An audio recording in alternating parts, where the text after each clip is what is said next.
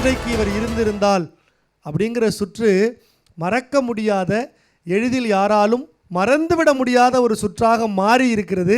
அந்த சுற்றில் அடுத்ததாக வந்து பேச இருக்கிற அந்த போட்டியாளர் மேகாஸ்ரீ. வாங்க.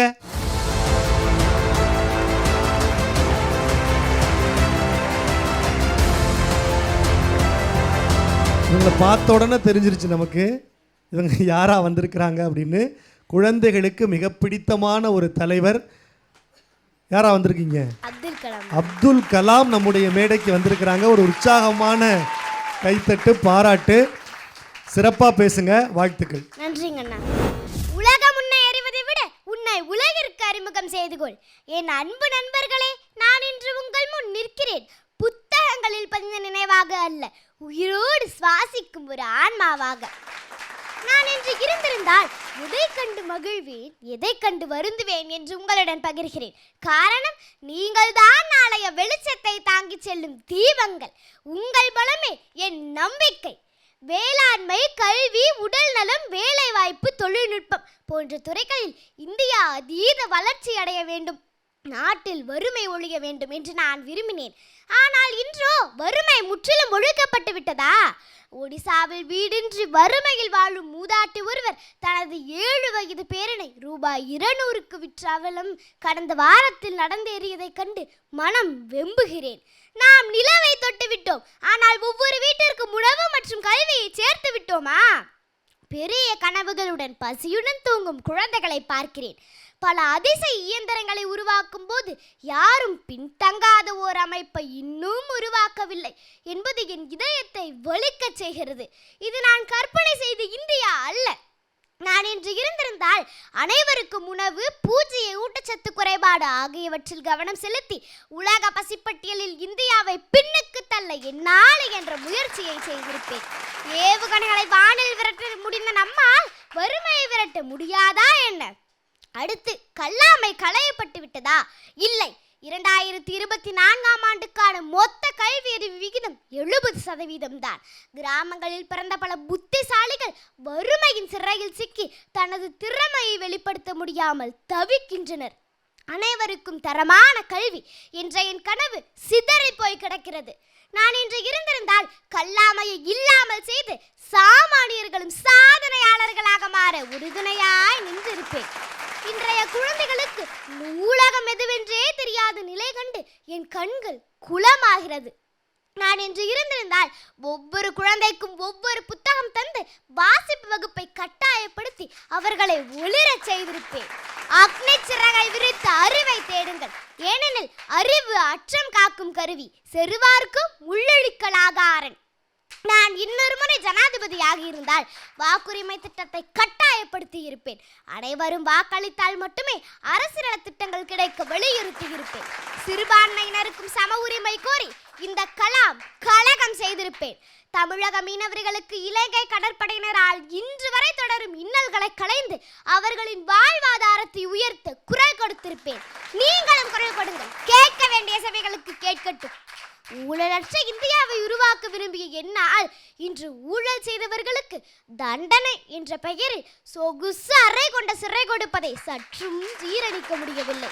நான் இன்று இருந்திருந்தால் அளவுக்கு அதிகமான சொத்துக்களை பொது உடைமை சொத்தாக மாற்ற சொல்லி பலருக்கு நெஞ்சொலி வரச் செய்திருப்பேன்.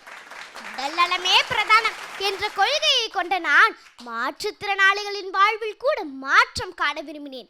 ஆனால் இன்றோ பல மருத்துவமனைகள் தீவிர சிகிச்சை பிரிவுகள் அனுமதிக்க அதிக தீவிரம் காட்டுவது பணத்தில் மட்டுமே. எதற்கென்ன பொருளாதார ஏற்றத்தாழ்வு? உயிருக்கு விலை பேசுகிறீர்களா? நான் இன்று இருந்திருந்தால் மருத்துவ சேவைகளை அதிகரித்து ஏழைகளின் துயர் துடைத்து அவர்களுக்கு தோள் கொடுத்திருப்பேன். இன்றைய மாணவர்கள் நாளைய தலைவர்கள் என்று எண்ணி பெருமிதம் கொண்டிருந்த எனக்கு ஓர் அதிர்ச்சி. நிலவை காட்டி உயர்ந்த எண்ணத்துடன் சோறூட்டிய காலம் போய் இன்று தொழில்நுட்பத்தால் திங்க் ஸ்மார்ட் என்ற எழுச்சி வாக்கியம் திங்க் ஸ்மார்ட் போன் என்று உருமாறி மாணவர்களை தடுமாறி வீழ்ச்சியில் விழ செய்வதை பார்த்து மனம் கனக்கிறது. தொழில்நுட்பம் தொலைநோக்கு பார்வையை தரும் என்று நினைத்தால் இன்று கிட்ட பார்வை, தூர பார்வை பார்வை இன்று பார்வை கோளாறுகளை தருவதை பார்த்து என் கனவு பார்வையில் தூசி விழுந்து கண்கள் கலங்குகிறது. எதிர்கால தூண்கள் என்று நான் நம்பிக்கொண்டிருந்த எனது இளைஞர்கள் சிலர் காகிதம் எடுக்க வேண்டிய கையில் ஆயுதத்தையும் புத்தியை தீட்ட வேண்டிய வயதில் கத்தியையும் தீட்டி மேதையாகி தலை நிமிராமல் போதையாகி தலை குப்புற கிடப்பதை பார்த்து நானும் வெற்றி தலை கொள்கிறேன். நான் இன்று இருந்திருந்தால் அவர்களுக்கு போதிய வேலை வாய்ப்பு அமைத்து தந்து குடிமகன்களாய் இருந்த அவர்களை நல்ல குடிமகன்களாய் மாற்றியிருப்பேன்.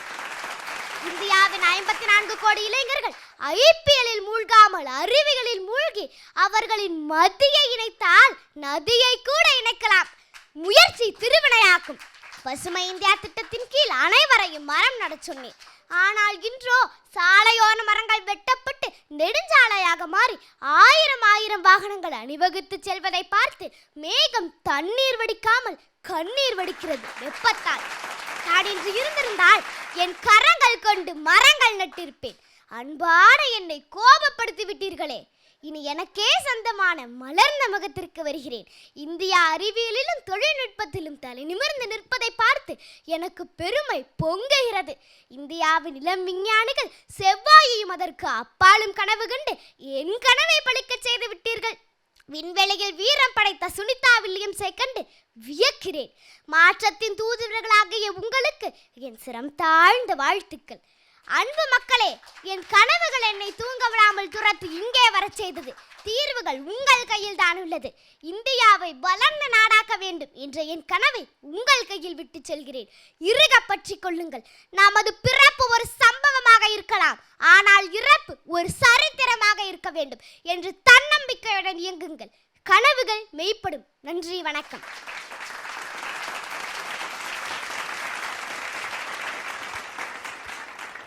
ராமேஸ்வரத்தில் பிறந்து ராஷ்டிரபதி பவனுக்கு உயர்ந்த ஒரு தமிழர் அப்துல் கலாம், அவரை இந்த மன்றத்துக்கு கொண்டு வந்து மிகச்சிறப்பாக பேசியிருக்கிற மேகாஸ்ரீ எப்படி இருந்ததுன்னு கேட்கலாமா? முதல்ல அன்பிற்கினிய அம்மா ரேவதி சங்கரன் அவர்கள். அப்துல் கலாம் சாரோடைய அழகை பார்த்து நான் மயங்கி போயிட்டேன். அது என்ன, அதே மாதிரி அந்த கிரே ஹேரும் அந்த முகமும் பல்லும் அதே போல், அந்த சிரிப்பு நிச்சயமாக அவரோட மாதிரி. நான் ஒத்தொத்தரையும் பார்க்குறேன், இது எப்படி வேஷ பொருத்தம் அப்படி அமையுதா இல்லை எனக்கு தான் ஒன்றும் புரியலையா? ரொம்ப அழகாக இருந்தது. அந்த பேசின பேச்சு, கனவு மெய்ப்பட வேண்டும் சொன்னீங்களே, உங்களுடைய கனவு அடுத்த தலைமுறைக்கு கண்டிப்பாக மெய்ப்பட வேண்டும், கைவசமாவது விரைவில் வேண்டும். அந்த ஆசையை நீங்கள் கொடுத்துட்டீங்க. எனக்கு ரொம்ப பிடிச்சதுமா மேகாஸ்ரீ. எப்பொழுதுமே உங்கள் பேச்சு எனக்கு பிடிக்கும். அதுவும் இன்னைக்கு அந்த நொந்து வெந்து வந்த வார்த்தைகள் ரொம்ப நெஞ்சுக்கு எப்படி சொல்கிறதுன்னு தெரியல. இனிமேல் ஒரு புதிய பாரதத்தை கண்டிப்பாக உருவாக்க வேண்டும்னாக்க இந்த மாதிரி பேச்சை வாரம் நாங்கள்லாம் கேட்கணும், அடுத்த தலைமுறை கேட்கணும். என்ன கேட்டால் இந்த நிகழ்ச்சியை இதோடு முடிச்சிடாமல் என்னென்னைக்கு டைம் கிடைக்கிறதோ அப்போ அந்த தமிழங்கள் உயிர்மை திருப்பி உயிர்ப்பிக்கப்பட வேண்டும். நாங்கள் எல்லாரும் மீண்டும் மீண்டும் இதை கேட்க வேண்டும். வாழ்த்துக்கள். நன்றிங்கம்மா. அம்மாவுக்கு நன்றி. தொடர்ந்து அன்பிற்கினிய அண்ணன் மணிகண்டன் அவர்கள். அன்புக்குரிய கலாம் ஐயா அவர்களே, உங்களை இந்த உடையில் பார்க்கின்ற போது மிகுந்த மகிழ்ச்சியாக இருக்கிறது. இருந்தாலும் நேற்று வரை உங்களை எல்லாரும் ராமேஸ்வர கலாம் என்று சொல்வார்கள், ராஷ்டிரபதி பவன் கலாம் என்று. ஆனால் இந்த அரங்கத்திற்கு வந்திருக்கிறது காங்கேயம் கலாம் என்று யாருக்கும் பல பேருக்கு தெரியாது. அந்த பெயரை உங்கள் வாயிலிருந்து வர வைக்க வேண்டும் என்பதற்காகத்தான் நான் வெள்ளக்கோயில் அருகில் இருக்கக்கூடிய காங்கேயம் என்று நான் சொன்னேன். கலாம், உங்களுக்கு இருப்பதெல்லாம் குவாலிஃபிகேஷன், எங்களுக்கு இருப்பதெல்லாம் சமாளிஃபிகேஷன். என்ன செய்வது? ஒரு விஞ்ஞானி ஜனாதிபதியாக இருந்த ஒரு பாத்திரத்தை எடுத்து கையாளுகின்ற போது எந்தவித பிசிறும் இல்லாமல் ஒரே வரியில் சொல்ல வேண்டுமென்றால் அப்படியே அச்சு வார்த்ததை போல அவர்களுடைய பேச்சு, நடை, உடை, பாவனை எல்லாம் அமைவது இறைவன் கொடுத்த செயல். உங்களுடைய வரவால் இந்த அரங்கம் மட்டுமல்ல, எங்கள் இதயமும் நிறைந்திருக்கிறது. நன்றிங்க ஐயா. அண்ணனுக்கு நன்றி. 2 நடுவர் பெருந்தகைகளுமே மேகாஸ்ரீயினுடைய பேச்சு, உருவம், முடியிலிருந்து எல்லாவற்றையும் பாராட்டி பேசியிருக்கிறாங்க. ஏன்னா மேகாஸ்ரீ அந்தளவுக்கு பேசியிருக்கிறாங்க. ஒரு உற்சாகமான கைத்தட்டு மேகாஸ்ரீக்கு. நிறைய பாராட்டு வாங்கியாச்சு. நம்ம நண்பர்களும் இன்னும் சிலர் பேச வேண்டியிருக்கு. நிறைவில் என்ன நடக்குதுங்கிறத பார்க்கலாம். வாழ்த்துக்கள். நன்றிங்கண்ணா. ஒரு அற்புதமான சுற்று. இன்றைக்கு இவர் இருந்திருந்தால் அப்படிங்கிற அழகான சுற்று. தமிழங்கள் உயிர்மை சுட்டிகளில் செந்தமிழ் செல்லத்திற்கான பிரம்மாண்ட தேடல் நிகழ்ச்சியில் அழகாக பாரதியார் பேசி முடிச்சிருக்கிறாரு. நடுவர்கள் அவ்வளவு தூரம் வாழ்த்தி பேசியிருக்கிறாங்க. அப்போ அடுத்து யார் பேச வருவா அப்படின்னு நேயர்கள் பார்க்கலாம். அப்படி அடுத்து இன்னும் இன்னும் இன்னும் அப்படின்னு நிறைய ஆச்சரியமான தகவல்களை இந்த பிள்ளைகள் கொடுக்க இருக்கிறாங்க. பகத்சிங்காக மாறி இந்த மன்றத்தில் பேச வருகிற அன்பு தம்பி முகில் மொழியன், வாங்க.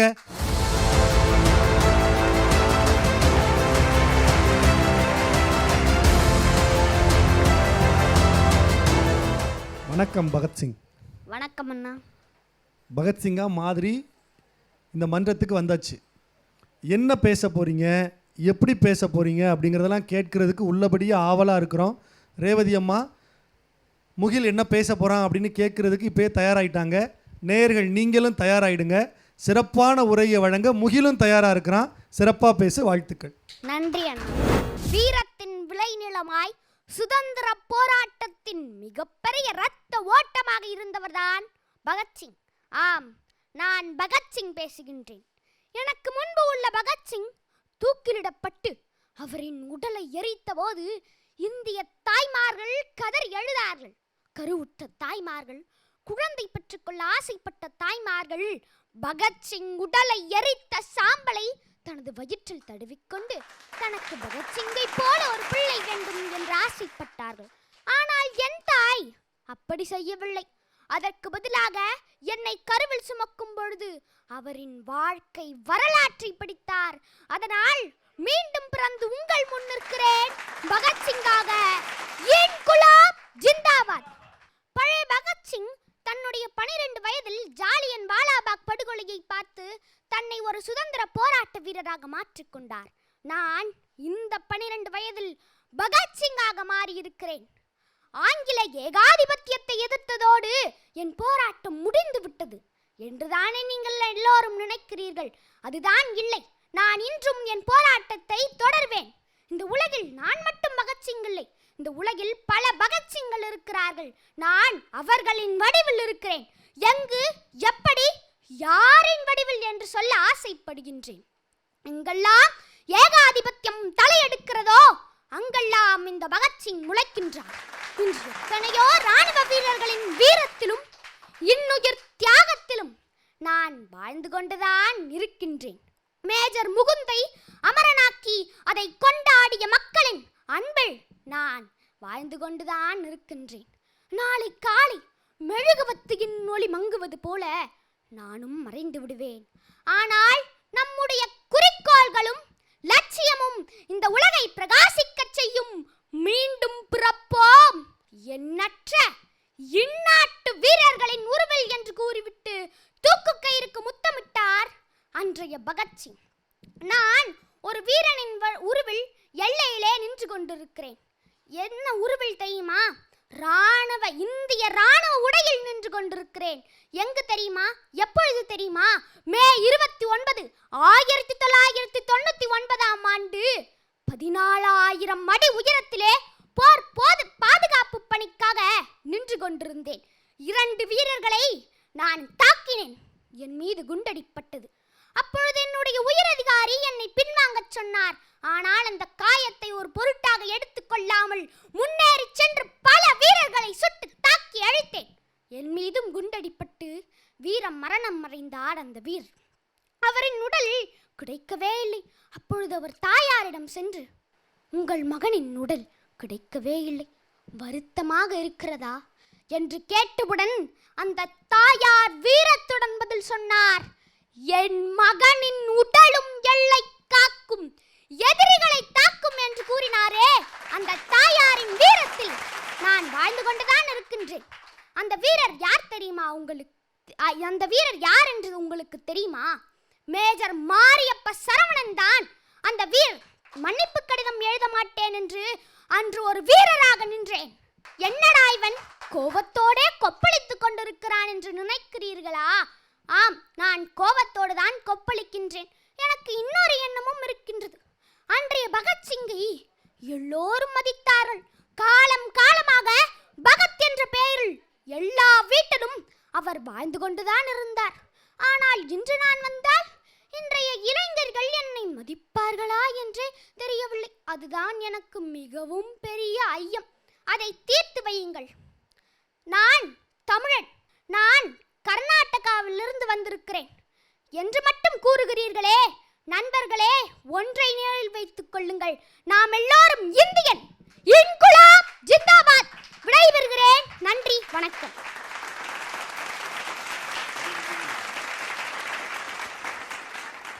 நம்ம புகைப்படங்களில் தான் பகத்சிங்கை பார்த்துருக்குறோம். ஏறக்குறைய அந்த உருவ ஒற்றுமை அப்படியே இருக்குது. தம்பிக்கு ஒரு உற்சாகமான கைத்தட்டு. ரொம்ப அழகாக பேசியிருக்கிறீங்க. நிறைய செய்திகளை இந்த மன்றத்தில் பதிவு பண்ணியிருக்கிறாரு. எப்படி இருந்ததுன்னு கேட்கலாமா? கேட்கலாம். முதல்ல அன்பிற்கினி அம்மா ரேவதி சங்கரன் அவர்கள். உண்மையிலேயே நான் வந்த உடனே பார்த்த உடனே நினச்சேன், இப்படி ஒரு உருவ பொருத்தமா, அதுவும் அந்த தொப்பியை போட்ட பிறகு அவங்க அம்மா வந்து அந்த நம்மளுடைய தேசிய கொடியை குத்தி விட்ட பிறகு நிஜமாகவே அதே இந்த நம்ம புஸ்தகத்தில் என்ன பார்த்துருக்குறோமோ அதே முகம், அதே சிரிப்பு. இப்படி எப்படி முதற்கண் உங்கள் எல்லாருக்கும் நன்றி. ஏன்னா என்னை இங்கே அழைத்ததற்கு. இந்த குழந்தை செல்லங்களை பார்க்க எனக்கு அவ்வளவு சந்தோஷம். அவன் சொன்னதில் எனக்கு பிரகலாதன் நினைவுக்கு வந்தது. தன்னுடைய வயிற்றில் இருந்த பொழுது நாரதர் சொன்ன கதையை கேட்டு அவன் நாராயணனை நம்பினான். இந்த அம்மா சொன்னதை கேட்டு பகத்சிங் மீது இவருக்கு மாறாத ஒரு பிரேமை வந்தது. அப்படிங்கிற அந்த ஒரு, அது கற்பனையாக இருக்கலாம், ஆனால் அவர்கள் சொன்ன விதம் ரொம்ப அழகு. எந்தெல்லாம் அவருக்கு கோபம் கொப்பளிக்கிறது என்பது ஒரு சிவாஜி கணேசனுடைய முகத்தில் இருக்கிற நடிப்பு அத்தனையும் இந்த சின்ன பிள்ளை காட்டிடுச்சு. ஆக மொத்தம் இந்த பகத்சிங்க்கு இன்குலாப் ஜிந்தாபாத். நன்றி அம்மா. அம்மாவுக்கு நன்றி. தொடர்ந்து அன்பிற்கினிய அண்ணன் மணிகண்டன் அவர்கள். இந்த சுற்றை பொறுத்த வரைக்கும் ஒவ்வொரு முகவரி மாறிய முகத்திற்காகவும் நாங்கள் அரங்கத்திற்கு அவர்கள் அருகிலேயே சென்று வாழ்த்த வேண்டும் என்று தான் நினைக்கிறோம். ஆனால் அது சும்மா ஒவ்வொருத்தருக்கும் எந்திரிச்சா அது ஒரு போலித்தன்மையாக ஆய்விடும் என்பதால் இங்கிருந்தபடியே உங்கள் கைத்தட்டல்களை முதலில் அவருக்கு தெரிவிக்கும். நன்றி ஐயா. இன்னொரு பெரிய சிறப்பு என்னென்னா, 2 விதமாக இன்றைக்கி இவர் பேசினார். அதில் உள்ள நுட்பத்தை தாம் பகத்சிங்காவும் பேசினார். மாறி நான் ஒரு தாயார் வயிற்றில் பிறந்திருக்கேன், இந்த பகத்சிங் எப்படியெல்லாம் இந்த சமூகத்தை பார்க்குறேன் அப்படின்னு சொன்ன அந்த விதம் இருக்கு பாருங்க, அதற்கு ஒரு கூடுதல் கைத்தட்டல். நன்றி ஐயா. அண்ணனுக்கு நன்றி. 2 நடுவர் பெருந்தகைகளும் நல்ல மதிப்புரைகளை வழங்கியிருக்கிறாங்க. ஒரு கோல் அப்படிங்கிறத செட் பண்ணால் அதுக்கு மேலே ஏறி பேசியிருக்கிறீங்க அப்படின்னு நல்ல மதிப்புரைகளை வழங்கியிருக்கிறாங்க. ஆனால் எல்லா போட்டியாளர்களும் சிறப்பாக பேசுகிறாங்க. உங்கள் நண்பர்கள் அத்தனை பேரும். இது கால் நிறைவு சுற்று. இறுதியில் என்ன முடிவு அப்படிங்கிறத தெரிஞ்சுக்கலாம். பொறுத்திருந்து அந்த முடிவை தெரிஞ்சுக்கோங்க. வாழ்த்துக்கள். நன்றி அண்ணா. அற்புதமான இந்த சுற்றில் இன்றைக்கு இவர் இருந்திருந்தால் அப்படின்னு இந்த பிள்ளைகள் ரொம்ப அழகாக பேசுகிறாங்க. அடுத்ததாக அந்த வரிசையில் வந்து இந்த மேடையில் பேச இருக்கிற செந்தமிழ் செல்லம் ராஜயாழினி. வாங்க.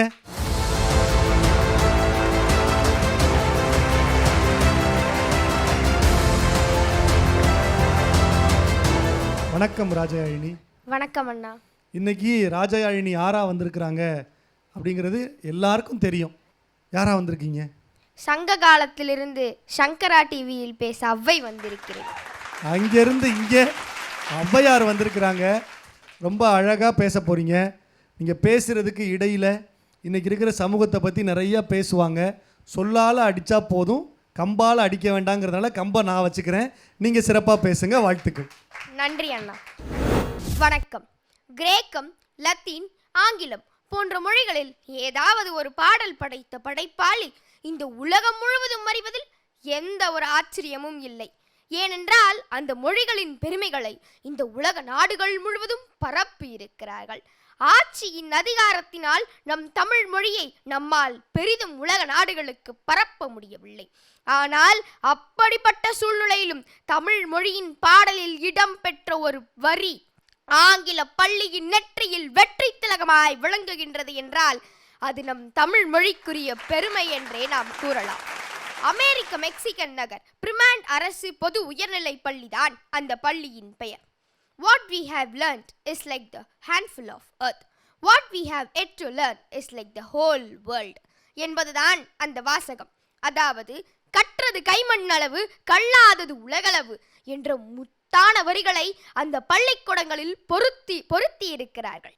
அந்த முத்தான வரிகளை எழுதிய ஔவையாராகத்தான் நான் இன்று உங்கள் முன்னின்று பேசிக் கொண்டிருக்கிறேன். தொடர்ந்து போர் செய்வதும் வெற்றி கொள்வதும் வீரம்தான். ஆனால் அந்த போர் நடந்து முடிந்தவுடன் எத்தனை அழிவுகள், எத்தனை இழப்புகள் அந்த போரில் சண்டையிட்ட வீரர்களுக்கு மட்டுமல்ல, அந்த வீரர்களை சார்ந்த குடும்பத்தினருக்கும் சேர்த்தே இழப்பு ஏற்படுகின்றது. இந்த கேள்வி 2000 ஆண்டுகளுக்கு முன்பு அதியமானுக்கு எழுந்தபோது அதை பற்றி என்னிடம் பேசிக்கொண்டிருந்தார். அது அதியமானுக்கும் தொண்டைமானுக்கும் போர் நடக்கவிருந்த ஒரு சூழ்நிலை. அப்பொழுது நான் தொண்டைமானுக்கு தூதாக சென்றபோது தொண்டைமான் தன்னுடைய ஆயுதங்களின் அழகையும் தன் ஆயுதங்களின் பளபளப்பையும் என்னிடம் காட்டினார். நான் கூறினேன், இவ்வேப்பிலி அணிந்து மாலை சூட்டி கண் திரள் நோன்கால் திருத்தி நெய்யணிந்து கடையுடை வியன்னகரவே. அதாவது தொண்டைமான் தன்னுடைய ஆயுதங்களை பார்த்து கொள்வதையே வேலையாக வைத்திருக்கிறார். ஆனால் அதியமான் போர் செய்வதையே வேலையாக வைத்திருப்பதால் தன்னுடைய ஆயுதங்களை பார்த்து கொள்வதற்கு கூட அவருக்கு நேரமில்லை. இதை நான் கூறியவுடன் தொண்டைமான் புரிந்து கொண்டார். நாம் அதியமானோடு போர் செய்ய நமக்கு இன்னும் பயிற்சி வேண்டும் என்று அந்த போரை நிறுத்துகிறார். ஒரு பெண்ணாக 2000 ஆண்டுகளுக்கு முன்பு 2 மன்னர்களுக்கும் இடையே நடக்கவிருந்த போரை பேச்சுவார்த்தையின் மூலம் என்னால் நிறுத்த முடிந்தால், இன்றும் நடக்கவிருக்கிற பல உக்கிரமான போர்களை பேச்சுவார்த்தையின் மூலம் சரி செய்ய நான் தயார். இன்று இந்தியாவும் அதே போல பல பேச்சுவார்த்தைகளை நடத்தி உலக நாடுகளின் போர்களை நிறுத்தி கொண்டிருக்கிறார்கள். அதற்கு என் வாழ்த்துக்கள் மற்றும் பாராட்டுக்கள். போரினால் அழிவு ஏற்படக்கூடியது அந்த காலத்தில் மட்டுமல்ல, இந்த காலத்திலும் தான். கம்பன் சொன்னது போல போர் ஒடுங்கும் புகழ் ஒடுங்காது என்ற வரிகளை நாம் உண்மையாக்குவோம். கல்வி ஒழுக்கம் என்று நான் ஒரு நூலை எழுதியிருக்கிறேன். அந்த நூலில் கல்விதான் ஒழுக்கம், ஒழுக்கம்தான் கல்வி என்பதை மிகச் சிறப்பாக தெளிவாக குறிப்பிட்டிருப்பேன். பண்பாடற்ற ஒருவனை பண்புடைய மனிதனாக மாற்றுவதுதான் கல்வி. அப்படிப்பட்ட கல்வியை நமக்கு கற்பிக்கும் ஆசிரியர்களுக்கு நாம் பணம் கொடுப்போம். இல்லை என்றால் குருதட்சணை என்ற பெயரில் ஏதாவது பொருள் கொடுப்போம். இது காலமாக நடைபெறக்கூடிய ஒன்று. ஆனால் இன்று அதுவே பெற்றோர்களுக்கு ஒரு கட்டண சுமையாக மாறிக்கொண்டிருக்கிறது. கட்டணங்களை குறைத்து அனைவருக்கும் சமமான கல்வியை வழங்குங்கள். அறம் செய்ய விரும்பு என்றேன். ஏன் நான் அறம் செய் என்று கூட சொல்லி இருக்கலாமே. ஏனென்றால் அறம் செய்வதை நீங்கள் விரும்பி செய்ய வேண்டும் என்பதற்காகத்தான் நான் அறம் செய்ய விரும்பு என்றேன். மன்னரும் மாசர கற்றோடும் சீர்தூக்கின் மன்னருக்கு கற்றோன் சிறப்புடையன், மன்னருக்கு தன் தேசமில்லாமல் சிறப்பில்லை, கற்றோனுக்கு சென்ற இடமெல்லாம் சிறப்பு. ஆளுகிற அரசனோ தலைவனோ அறிவுடையவனாக மாசர கற்றோனாக இருந்தால் மட்டுமே அதன் நாடும் நகர மக்களும் செழிப்போடு இருப்பார்கள். நல்பொருள் கொடுத்து நன்றாயோது, நுண்பொருள் கொடுத்து நூல் பல அறி, முத்தமிழ் தமக்கொரு மூப்பும் இல்லை, நெடுங்கடல் ஓடியும் நிலையே கல்வி. மூத்த மொழியை கற்றோருக்கு என்றுமே முதுமையே வாராது. அதாவது நம் தமிழ் மொழியை கற்றவனுக்கு என்றுமே இளமைதான். தற்போது இந்திய அரசாங்கம் ஒரு அறிக்கை கொடுத்திருக்கு. என்னவென்றால் 12ஆம் வகுப்பு தேர்வு முடிந்தவுடன் மாணவர்கள் அந்த மகிழ்ச்சியில் தன்னுடைய பள்ளிக்கூடத்திற்கு எந்த ஒரு சேதமும் ஏற்படுத்திவிடக் கூடாது என்பதற்காக காவல் நிலையங்களிலிருந்து காவல்துறையினரை ஒவ்வொரு பள்ளிக்கூடங்களுக்கும் அனுப்பியிருக்கிறார்கள். இப்படி ஒரு மகிழ்ச்சியினால், ஒழுக்கமின்மையினால் பள்ளிக்கூடங்களை சேதப்படுத்தி கொண்டிருக்கிறீர்கள். இங்கு எங்கே போனது உங்கள் ஒழுக்கம்? நீங்கள் முதல் மதிப்பெண் வாங்கியும் என்ன பயன்? இதை நான் வன்மையாக கண்டிக்கிறேன். இன்று மருத்துவர்களில் சிலர் பெண்களை சூறையாடி கொண்டிருக்கிறார்கள். பொறியாளர்களில் சிலர் லஞ்சம் வாங்கி ஊழல் செய்து தரமற்ற பொருட்களை வைத்து தரமற்ற கட்டிடங்களையும் தரமற்ற பாலங்களையும் கட்டியதால் புயல்களில் அப்படியே அது சரிந்து விழுகிறது. இதன் மூலமாக எத்தனையோ குடும்பங்களில் இழப்பு ஏற்பட்டு கொண்டிருக்கிறது. உண்மையை நிலைநாட்ட பிறந்தவர்கள்தான் வழக்கறிஞர்கள். ஆனால் இன்று வழக்கறிஞர்களில் சிலர் லஞ்சம் வாங்கி அநீதியின் பக்கம் சென்று நிரபராதிகளை குற்றவாளிகளாக மாற்றிக்கொண்டிருக்கிறார்கள். ஏன் தெய்வத்திற்கு நிகராக நினைக்கக்கூடியதுதான் ஆசிரியர் பணி. ஆனால் ஆசிரியர்களில் சிலர் இன்று பாலியல் வன்முறைக்கு ஆளாகிக் கொண்டிருக்கிறார்கள். இதை நான் வன்மையாக கண்டிக்கிறேன். இன்று அரசியல்வாதிகளில் பலர் செய்யும் ஒவ்வொரு செயல்களும் ஒன்று ஓட்டுக்காக இருக்கிறது, இல்லை என்றால் ரூபாய் நோட்டுக்காக இருக்கிறதே தவிர நம் நாட்டுக்காக இல்லை. இன்று பல பாட்டுகளும் பல கருத்துக்களும் ஔவையார் சொன்னதாக வெளியிடுகிறார்கள். இதில் தமிழர்கள் குழம்ப தேவையில்லை. எந்த பாட்டை எந்த ஔவையார் கூறினார், எந்த கருத்தை எந்த ஔவையார் கூறினார் என்று. ஏனென்றால் ஔவை சொன்னதெல்லாம் நன்மையே, நல்லது சொன்னவளெல்லாம் ஔவையே என்று சொல்லி வாய்ப்பளித்த அனைத்து நல்லுள்ளங்களுக்கும் நன்றி பாராட்டி விடைபெறுகிறேன். நன்றி, வணக்கம்.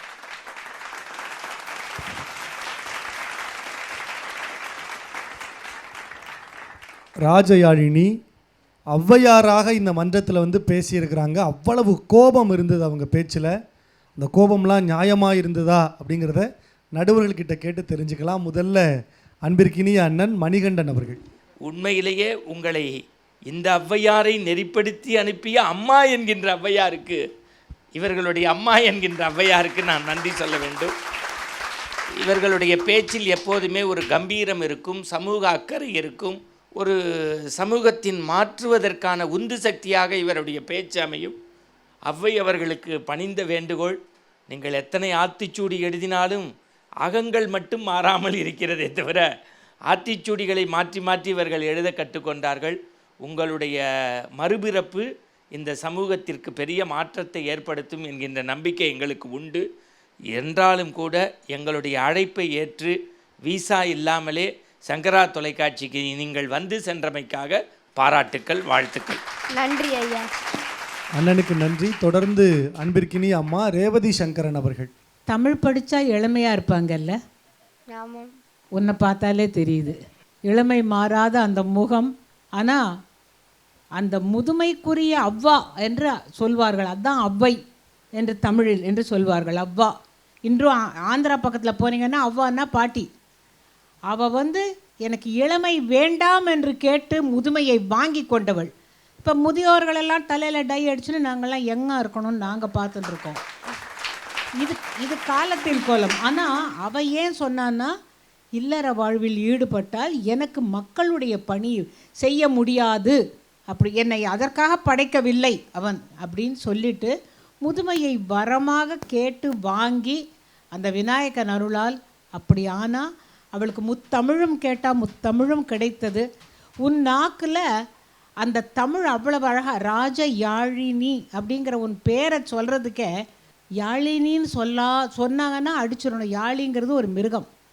இந்த ழா அவள் அழகாக உச்சரிக்கின்ற பொழுது அவ்வையே நேராக வந்திருக்கா மாதிரி இருக்குது. கம்போடு வந்தீங்கல்ல, அந்த கம்பு உங்களை விட பெருசாக இருந்துச்சு. தேவையே இல்லை. தமிழ் படித்தவனுக்கு இளமை உண்டு. கம்பே ஊன்றாமல் நடப்பான் மற்றவன் தோளிலாவது கை வைத்து கொண்டு. ஆக உங்களுடைய பேச்சு ரொம்ப பிடிச்சது. சொன்ன விஷயங்கள் நறுக்கு தெரித்தார் போல் எப்படி அந்த அவ்வை பேசினாங்களோ அதே போல இருந்தது. ஒரே ஒரு உங்கள் வாக்கு என்ன தெரியுமா பலிக்கணும்னு நினைக்கிறேன். இந்தியாவினுடைய நடுவில் அவங்க பேசுறதுனால இனிமேல் உலகத்தில் எந்த விதமான போரும் வேண்டாமே அப்படிங்கிற அந்த ஒரு பிரார்த்தனை நம்ம அனைவருடைய பிரார்த்தனையாக மாறி அது பலிக்க வேண்டும் என்று இறைவனை பிரார்த்திக்கிறேன். வாழ்க. நன்றி அம்மா. அம்மாவுக்கு நன்றி. 2 நடுவர்களுமே நல்ல மதிப்புரைகள் தான் கொடுத்துருக்குறாங்க. சிறப்பாக பேசியிருக்கிறீங்க. உங்கள் கோபம் நியாயமானது தான் அப்படின்னு இந்த மன்றத்தில் அங்கீகாரம் கிடைச்சிருக்கு. ஒரு உற்சாகமான கைத்தட்டு ராஜயாழினிக்கு. நன்றி அண்ணா. உங்கள் நண்பர்கள் மற்றவர்களும் பேசட்டும், நிறைவில் பொறுத்திருந்து பார்க்கலாம். வாழ்த்துக்கள். நன்றி.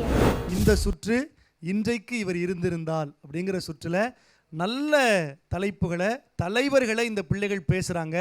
அவங்க நம்மக்கிட்ட இன்னைக்கு வந்து பேசுகிறாங்க அப்படிங்கிறது ஆச்சரியமாக இருக்குது. அந்த ஆச்சரியத்துக்கு இன்னும் கூடுதல் ஆச்சரியம் சேர்க்கணும் அப்படின்னா அடுத்த போட்டியாளர் வந்து பேசணும். அந்த போட்டியாளர் ஆராதனா. வாங்க.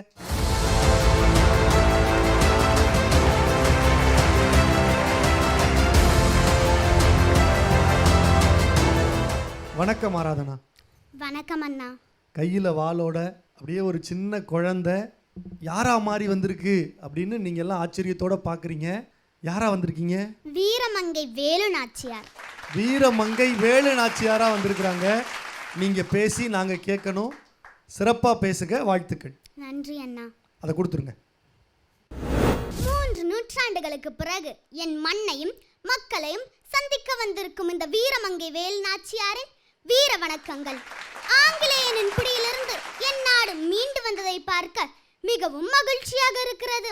ஆனால் என் மக்களாகிய நீங்கள் சில கொள்ளையர்களின் பிடியில் சிக்கிக் கொண்டிருப்பதை பார்க்கத்தான் சற்று வேதனையாக உள்ளது. வாணிபம் செய்ய வந்த வணிகன் நமக்கே வரி விதிக்கிறான்.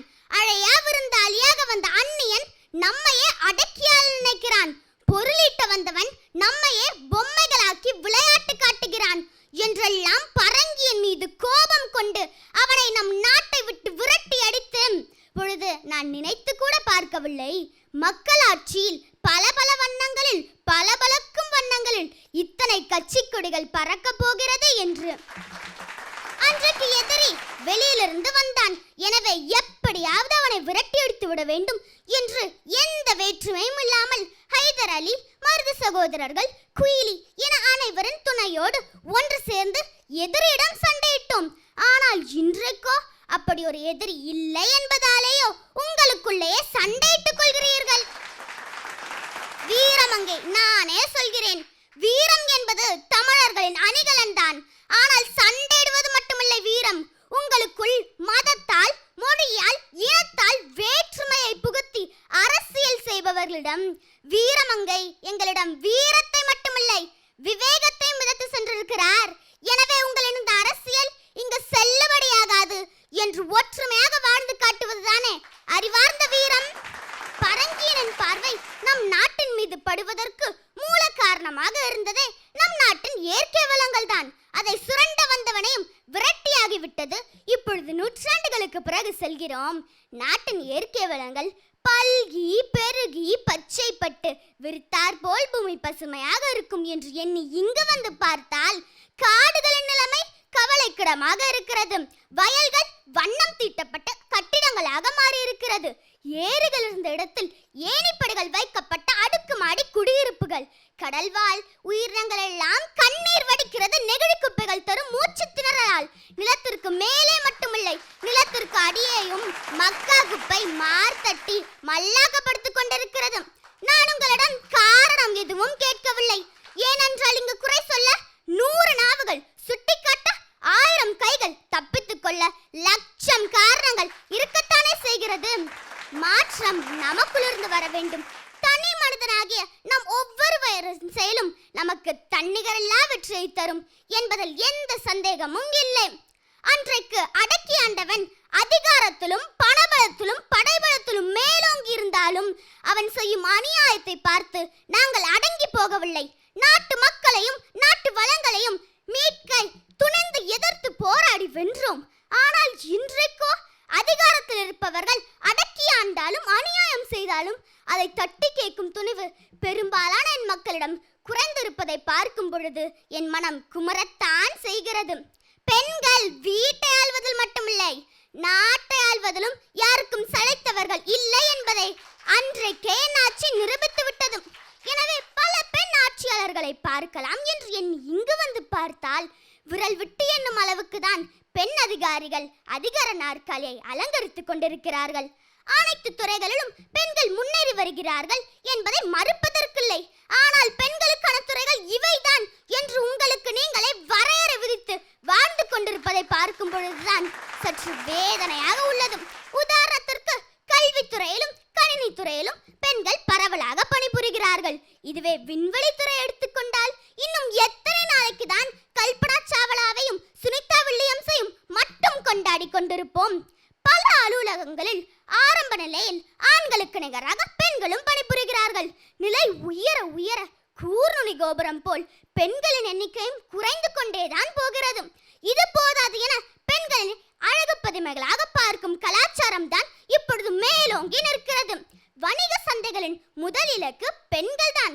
அவர்கள் அதிகமாக லாபம் ஈட்டுவதும் பெண்களுக்கான அழகு சாதன பொருட்களிலும் ஆடை அணிகலன்களிலும் தான். ஆனால் உங்கள் அழகை முன்னிலைப்படுத்தி உங்கள் அறிவை மழுங்கச் செய்யும் இந்த மாயைகளுக்குள் வீழ்ந்து விடாதீர்கள். எந்நாட்டு பெண்கள் அனைத்து துறைகளிலும் தடம் பதிக்க ஆர்வமாகத்தான் இருக்கிறார்கள் என்பது எனக்கு நன்றாகவே தெரியும். உங்கள் முன்னால் இருக்கும் தடை கற்களை படிக்கற்களாக மாற்றும் வழிமுறை என் வாழ்க்கை வரலாறு உங்களுக்கு சொல்லித்தரும். இன்றைக்கும் உங்கள் சரித்திர பாட புத்தகங்களில் விடுதலை போராட்டத்திற்கு வித்திட்ட முதல் பெண் விடுதலை போராளி வீரமங்கை வேலுநாச்சியார் இன்று என் பேருக்கு இடமளிக்கப்படவில்லை என்றாலும் நான் விதைத்த விதை இன்றும் பலரின் மனதில் விருட்சமாக வளர்ந்திருப்பதை மறுப்பதற்கில்லை. எனவே பலனை எதிர்பார்க்காமல் நல்லதொரு மாற்றத்தை தேடி ஓடுவோம். ஏட்டிலும் எழுத்திலும் மட்டுமில்லாமல் நிஜத்திலும் நம் நாடு வளர்ந்து வரும் நாடாக இல்லாமல் வளர்ச்சி பெற்ற நாடாக மாறும் காலம் வெகு தூரத்தில் இல்லை. என் மண்ணையும் மக்களையும் சந்தித்த மகிழ்ச்சியில் வீர வணக்கத்துடன் விடைபெறுகிறேன். நன்றி, வணக்கம்.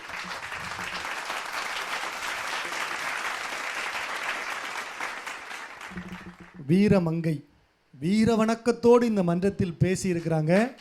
நிறைய தகவல்கள் இன்றைக்கு இந்த இயற்கை சூழல் எப்படி இருக்குது, சமூகம் எப்படி இருக்குது அப்படின்னு எல்லா துறை சார்ந்தும் பேசியிருக்கிறாங்க. 300 ஆண்டுகளுக்கு பிறகு வந்திருக்கிறாங்க. ஒரு உற்சாகமான கைத்தட்டு. சிறப்பாக பேசியிருக்கிறீங்க ஆராதனா. எப்படி பேசுனீங்கன்னு கேட்கலாமா? கேட்டுடலாம். முதல்ல அன்பிற்கினிய அண்ணன் மணிகண்டன் அவர்கள். எனக்கு குட்டி ரேவதி அம்மாவை பார்க்குற மாதிரியே இருக்குது. ஏன்னா அவங்க முறையாக நடனக்கலையெல்லாம் பயின்று வர்றாங்க. இந்த 6 நிமிஷத்துக்குள்ள பெரிய காவிரிய கமண்டலத்துக்குள்ளே அகத்தியர் அடக்கின மாதிரி அத்தனை விஷயத்தையும் அடக்கி சொன்ன அந்த வேலு நாச்சியாருக்கு வீர வணக்கம். நீங்கள் மட்டும்தான் சொல்லுவாங்களா? நாங்கள் வீரமாக ஒரு கைத்தட்டு உங்களுக்கு கொடுக்குறோம். நன்றி ஐயா.